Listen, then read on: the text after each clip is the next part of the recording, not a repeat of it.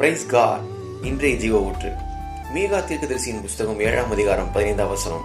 நீ எகிப்து தேசத்திலிருந்து புறப்பட்ட நாளில் நடந்தது போலவே உன்னை அதிசயங்களை காண பண்ணுவேன்.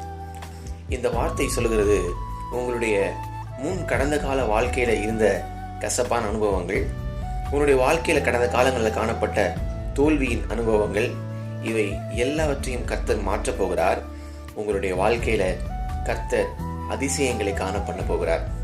அதனால இந்த நேரத்தை வார்த்தையை கேட்கும் போது நீங்க ஒருவேளை சோர்ந்து போன இருதயத்தோடு மனநிலையோடு உட்கார்ந்துருந்தீங்கன்னா, இந்த வார்த்தை உங்களுக்கு நிச்சயமாய் பிரயோஜனமாய் ஆசீர்வாதமா இருக்கும்னு நினைக்கிறேன்.